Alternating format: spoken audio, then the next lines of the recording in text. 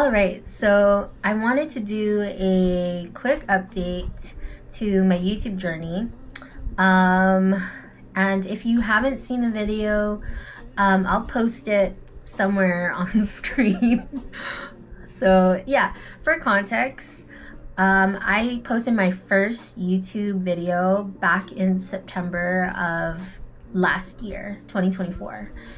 And starting a YouTube channel, that was something I always dreamed about. And I finally did it after years and years and years of just going back and forth with myself. You know, I think that was like the biggest thing that stopped me from even posting a video online.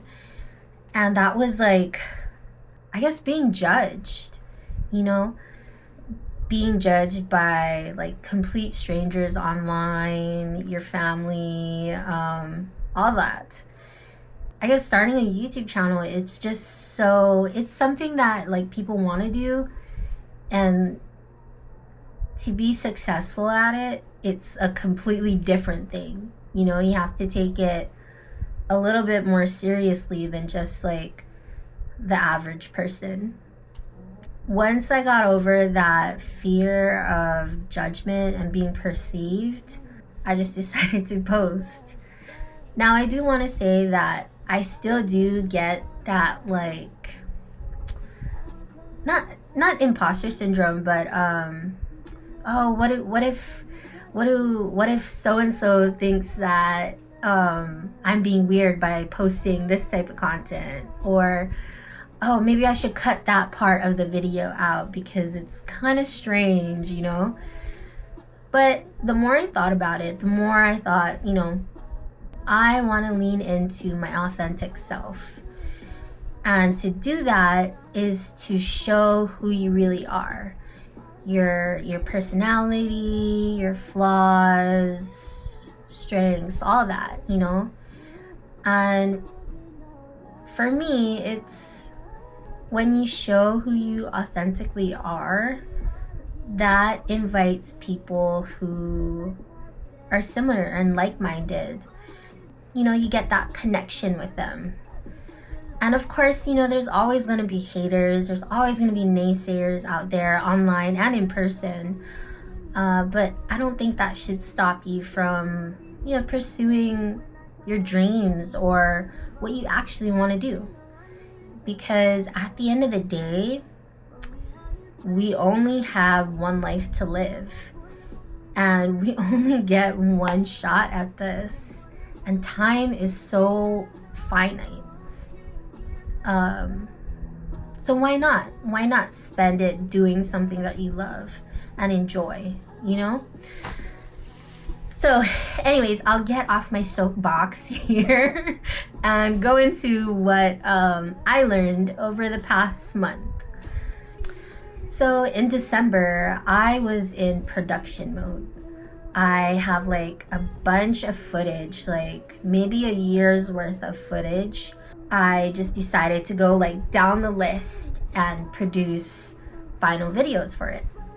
So in December, I actually made like 20 something videos, and that includes shorts and long format videos. But what I noticed was that because I was just going down the list of all the footage that I had, all of my final videos were in this particular niche or content pillar that I had, which was golf and plant care. Being that I wanted my channel's theme to be about romanticizing your life, or you know, finding happiness in like discovering a new food, a new hobby, or a new place. I felt like that by posting just golf content, that would be doing a disservice to all the other sides of myself, I guess. And so I just sat down. I really sat down, and I came up with I I took an inventory of all the content that I had, all the footage on my phone that I shot previously, and I started to put them into categories. And as soon as I found like the theme, like reoccurring themes of the type of content that I was reviewing, that became my content pillars. So just to give you an example, my content pillars are travel, golf, plant care, and mindset. So, oh, and I guess vlogs too. That's its own pillar. But anyways, so I got really serious about it and I put on my marketer hat. I thought to myself, okay, if I were a consultant, how would I consult myself as a client? So that's where the content strategy came. I developed, I took the inventory of all the content and footage, video footage that I had, and I put it into an Excel sheet together, like a calendar of when I wanted to release all this footage. And so for me, I decided to post at least once a week on each pillar. So whether it's travel, food, whatever it is, I thought that was a way to keep my audience interested in what I'm posting, and also keep me interested in what I was posting too. You know, I didn't want to be put into just one box of like, oh, this person makes just travel content or just food content, mukbangs, whatever. I wanted to honor all parts of myself and honor the progress and like what makes what I feel like my life great, you know? So that's what I did, and I took it a step further. I came up with a marketing strategy for the YouTube channel. I also came up with like an ad strategy, tactics for the whole entire year that I'm going to be doing. And for me, that helped me a ton because I'm the type of person that if I'm doing something really big, I need some sort of structure behind it. I need like a guiding light. I need to know what the end goal is. I need to know the why. I need to know, like, I need some sort of structure because for me, doing all those videos in December, it didn't produce the results that I wanted. And that was, you know, more subscribers, more watch hours. But even more than that, I felt like if I continued down the path of just going down the list of producing all those videos, it would just become like having a YouTube channel would become almost like a job, you know? And it, you know, it is for people who are monetized and stuff, but for me, I want to enjoy the process along the way, you know? And I could see that if I continue to just go down the list and produce one video at minimum a week, that I was gonna burn out. When I changed my perspective to, okay, Steph, you are the marketing consultant. How would you consult yourself as a client? That was a game changer for me, because now I feel like the content that I produce is much more intentional, and I can come up with ideas just whenever, without having the pressure of, okay, like, am I gonna have enough content to post, like, for the year? Or, like, when you're doing YouTube videos for a while, I feel like it's harder and harder to come up with ideas as you go. But that's just me. That's what I think. So once I got that guiding light, that marketing strategy and all, January felt much more enjoyable to me. So yeah, I'll go over like what were my results. And yeah, in total, I made 25 shorts and 8 videos for YouTube. For me, I repurposed those shorts to build my social media channels on Instagram and TikTok. I think like towards the end of the month, I decided to make social media specific videos using like trending audios and stuff like that. And those seem to work better on social media than my short little preview clips that I produced. So it's all a learning process, that takes time, of course. Okay, so in December, at the beginning of the month, or I guess at the end of the month, I had 43 subscribers and 6 watch hours. Not bad. And then at the end of January, I had 61 subscribers and 56 watch hours. So huge difference, right? And I think for me, what made that huge difference was the video series that I decided to do. So you might have noticed I have been posting a lot about our Asia anniversary trip to Japan and Korea.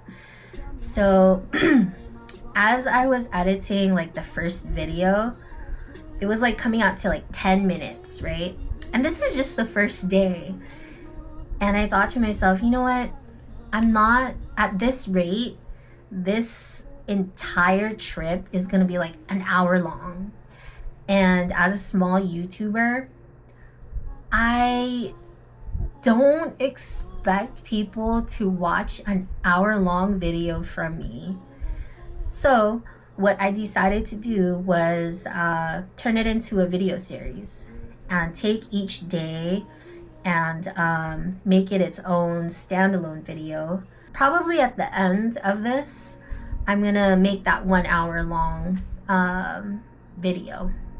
I don't really expect a lot of people to watch it, but it's still something, it's, or you never know what people will find entertaining. So yeah, that was a huge game changer for me. As soon as I started doing that, it took the pressure off me editing all the videos in a timely manner. And it also took off the pressure on like finding videos to post. So yeah, that was a huge game changer, a huge lesson. And I think for me too, I got really, really good at like editing my videos. Way better than when I first started. And I think the biggest like the game changer for me was learning auto reframe, which is this technique, or I guess this setting in Premiere Pro, where you can take your horizontal footage and turn it vertical for social media, shorts, all that. And as soon as I learned that actually made editing a lot easier for me. And that's how I got more time back to make social media specific videos with trending audio and all that. So yeah, that was a huge game changer. Yeah, so if you find it helpful, great. There's so many more like editors out there who are much more experienced than me. So if you have like any more tips that maybe I should look into, please let me know. And also, if it does help you out, let me know too. So for my YouTube channel, my handle name, Hey Stephanie May, I guess I decided to turn that into a brand. So that is my content creator brand. And I have, aside from this YouTube channel, I also have a blog and social media that I run under that same handle name. And for me, the blog, even though it took some time to set up and get better at like editing the web page and all that, I feel like it's worth it.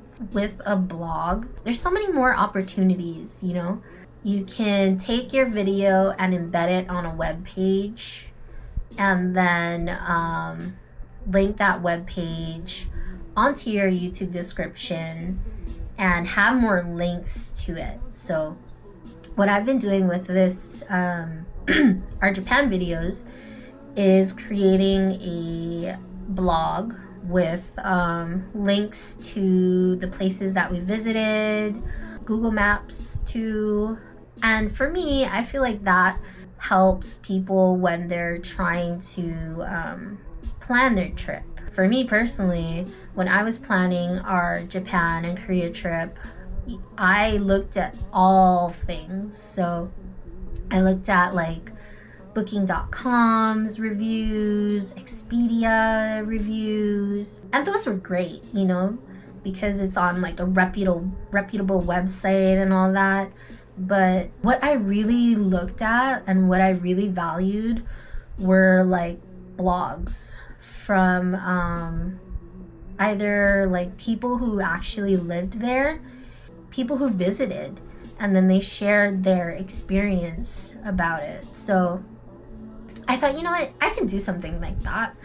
And like if people have questions, they could either like comment on my YouTube video or my blog, you know. Another lesson that I learned was SEO. SEO is so much more important than I initially thought for YouTube. You know, like I honestly thought SEO was mainly for like websites, blog articles, all that stuff, right? But it's also very important for YouTube because people are treating it almost like a search engine itself. So I really took the time to freshen up on my SEO skills.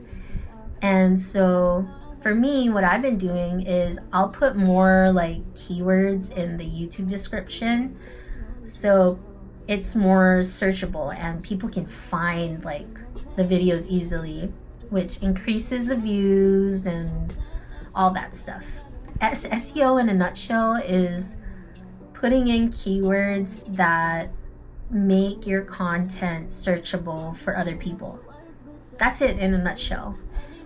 And what helped me was going to ChatGPT and like asking it to produce keywords in this particular niche and then I'll post it into the YouTube description, and then I'll also use like the hashtags and stuff when I'm posting it on social media. I've noticed an increase in views and engagement, so I'm guessing it's working.